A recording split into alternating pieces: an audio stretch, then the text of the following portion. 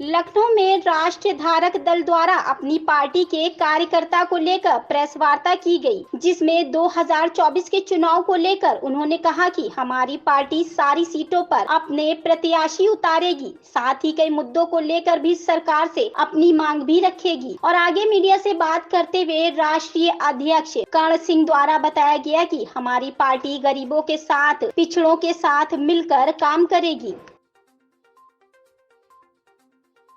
नहीं, क्या लोकसभा चुनाव की तैयारी कर रहे हैं? जी हाँ, बिल्कुल।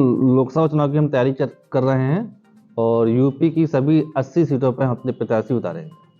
कब इसका रजिस्ट्रेशन कराया था? कितनी पुरानी पार्टी है? देखिए, रजिस्ट्रेशन हमने अप्लाई किया था जनवरी 2023 में, पर इसका चुनाव आयोग ने, इलेक्शन कमीशन ने हमें दिसंबर में पंजीकरण संख्या दी। तो अभी कहाँ पार्टी है? लखनऊ में? यूपी में ही अभी जो हमने टीम बनाई है अभी तो, और यूपी में ही संचालित हो रही है, पर यूपी के बाहर भी अन्य राज्यों में भी हम इसका विस्तार करेंगे। आप सभी पत्रकार बंधुओं के माध्यम से जब ये जन जन तक पहुंचेगी एजेंडे की आवाज़, तो विस्तार होगा।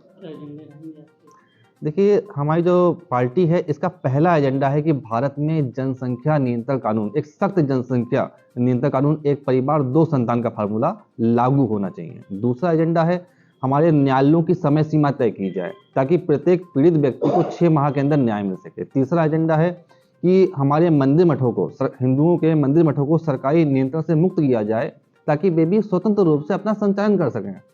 इस प्रकार के अपने 30 सूत्रीय एजेंडे हैं। धारा 30 और धारा 28 में संशोधन होना चाहिए। नहीं, ऐसा कुछ नहीं है।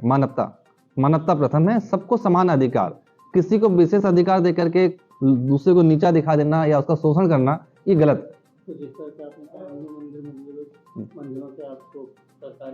नियंत्रण से मुक्त होना चाहिए।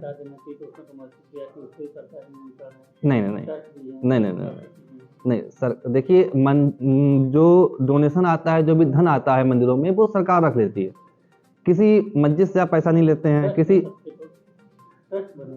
सबके ट्रस्ट बने पर वो धन सरकार लेती है। जैसे वैष्णो देवी मंदिर है, आपका तिरुपतिपुरम है और आपका सिद्धि विनायक है। ऐसे करीब 30,000 मंदिर हैं जिसका नियंत्रण सरकार के हाथ में है, जिसका जो भी धन आता है केवल 15,000 करोड़ रुपए सरकार की कमाई है मंदिरों से, और इतना ही अधिकारी अलग से इधर उधर कर लेते हैं।